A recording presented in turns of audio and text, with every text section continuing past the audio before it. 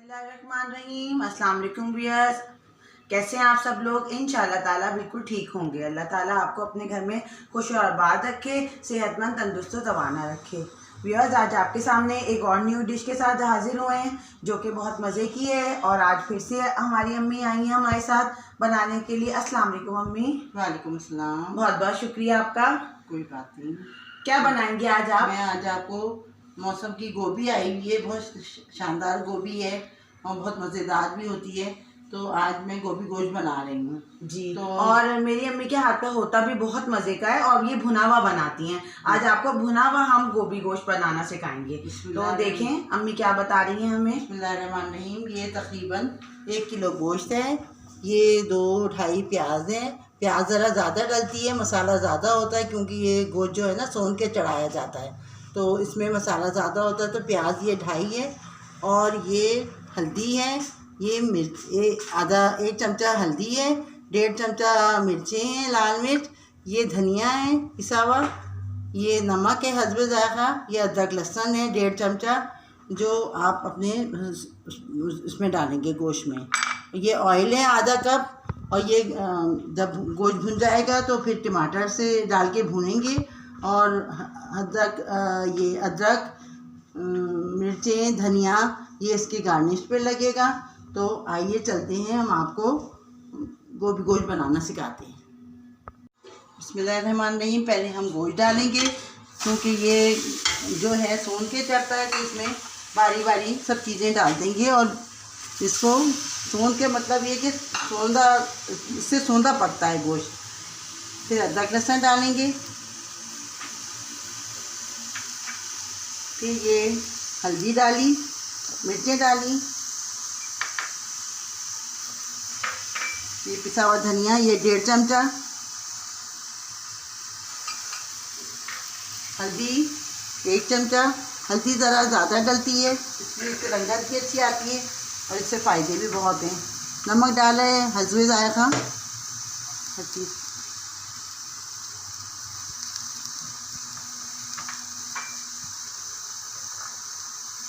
अब इसमें ऑयल डालेंगे जो हमने आधा कप लिया है।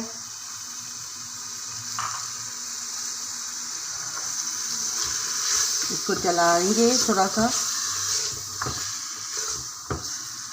ताकि गोश्त की बिसान भी ख़त्म हो जाए और अदरक लहसुन भी वो हो जाए। तो फिर उसके बाद हम इसको प्रेशर कुकर को बंद कर देंगे ताकि गोश्त गल जाए।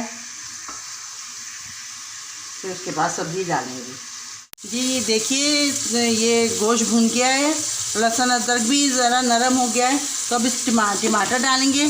टमाटर डाल के फिर इसको पानी डाल के इसे बंद कर देंगे और इसे गोश्त गलने तक पकाते रहेंगे। मतलब 10-15 मिनट पकेगा, फिर उसके बाद सब्ज़ी डालेंगे।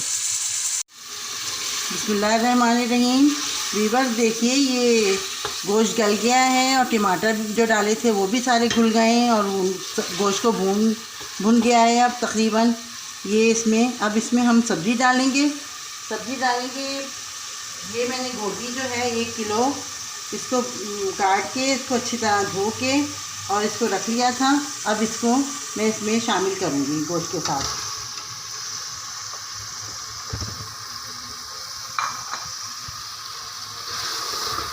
थोड़ी देर इसको चला के इसे भून के अच्छी तरह और फिर इसको गलने के लिए ढक देंगे। तो उसको तकरीबन 5 मिनट मैं प्रेशर कुकर लगा के रखूँगी। तो ये गोभी भी इंशाल्लाह हो जाएगी और फिर इसके बाद फिर हम इसको सर्व करेंगे।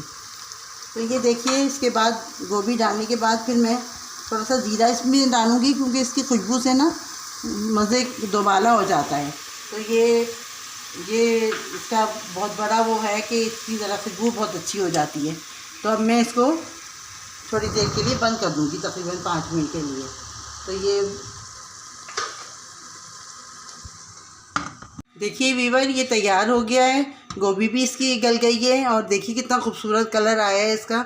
तो अब इसको हम डिश आउट करेंगे।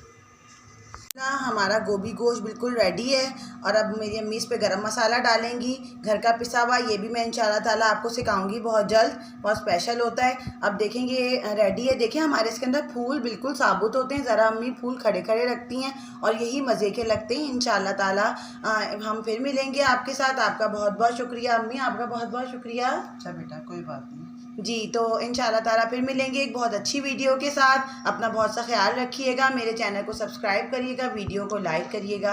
आपका बहुत बहुत शुक्रिया। अल्लाह हाफ़िज़।